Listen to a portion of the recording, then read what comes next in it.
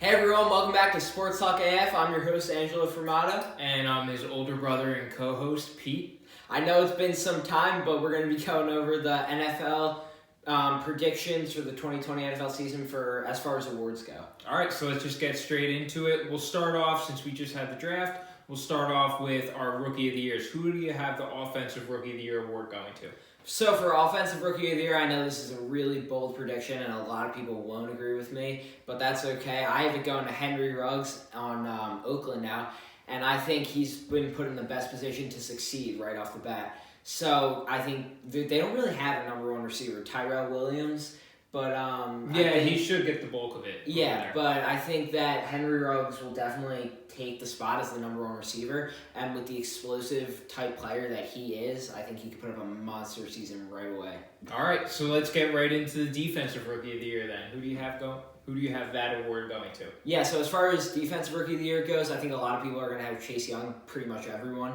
But I actually have Jeff Okudah here, and I think Jeff Okudah, if he's that amazing corner right out of college like everyone thinks he's going to be, the last time we've seen that is really Jalen Ramsey, and he was incredible. And I just think that if Okudah could play corner great, I think corner is a more valuable position than edge rusher. And I don't know, I think Okudah will have the Rookie of the Year there.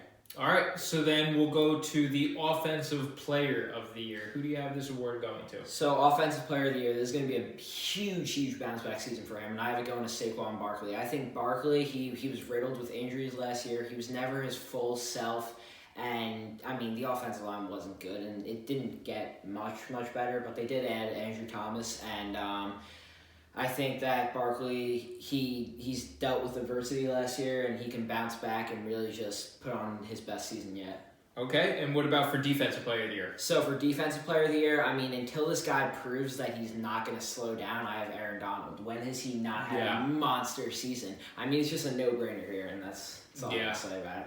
Okay, so then we'll go to, I know you were saying Saquon, you're expecting a big bounce-back year from him, so let's stay on that kind of topic, and we'll go with, who do you have being your comeback player of the year? This is always an exciting one. All right, so comeback player of the year. This is probably the toughest award to decide because you got to weigh a lot of things out. And what do you consider a comeback? Do you not play the previous season, or do you just have way below average, on par with what you usually do? So you're right. So who do you have this award going to then? So for the NFL Comeback Player of the Year award, I have it going to Le'Veon Bell, the other running back in New York.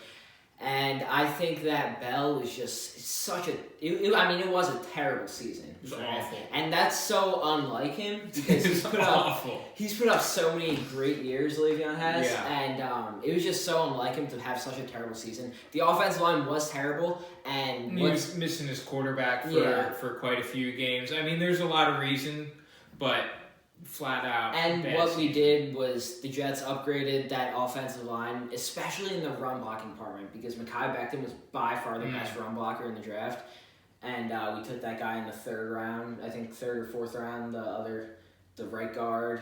I forget where he's from, but he's a great run blocker too. I was watching some of his highlights. I believe UNC Charlotte. Yes, yeah. And could be wrong, but I think so. Yeah, he's a big dude. We upgraded the O-line, especially on run blocking this year, the Jets did, and I think Le'Veon Bell is poised for a bounce back year.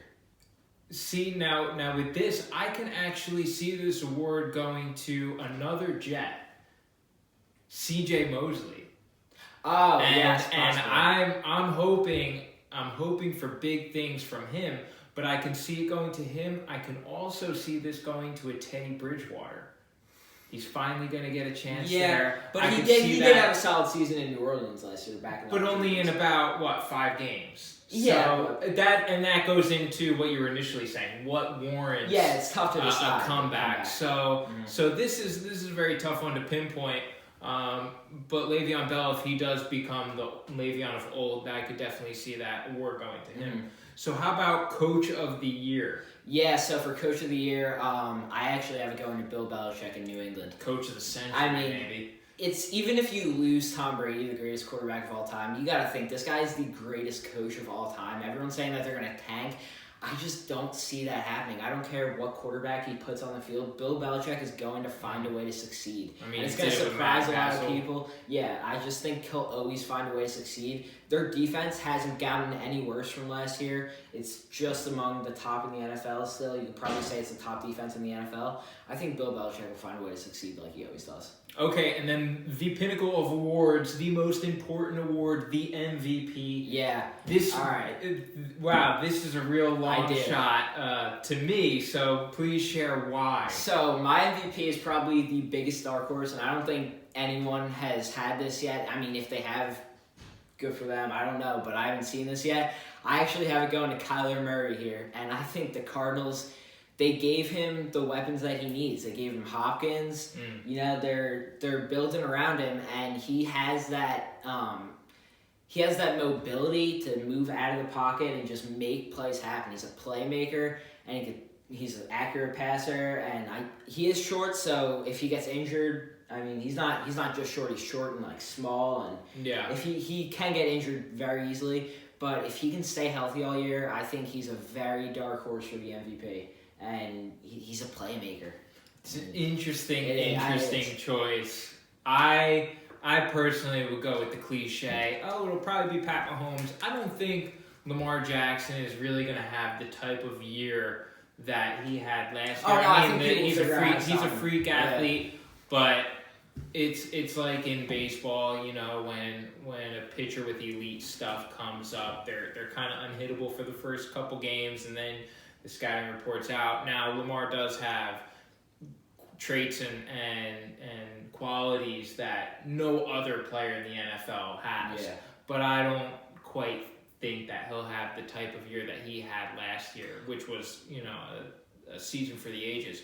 But still, Kyler Murray, wow, that's a very dark horse. So yeah, if that I mean, happens, also with Murray too. Kudos to you. Yeah, I mean, also with Murray too, he's a second-year quarterback. And so he's got a year of experience under his belt, and you give him the weapons around him. I don't know. I just think it's a bold prediction, you know? We got some hot takes on here. Yeah, and a lot of it will have to do with how that player's team performs. Yeah, and I think Isaiah Simmons on the defense is a huge help too. And they definitely bolstered a lot of different areas of need over there in Arizona. So it should be a cool season. Can't wait for football again. Really hoping baseball starts up again soon. But that's it for this segment. Yeah, I'll see you guys on the next segment of Sports Talk AF, and thanks for tuning in.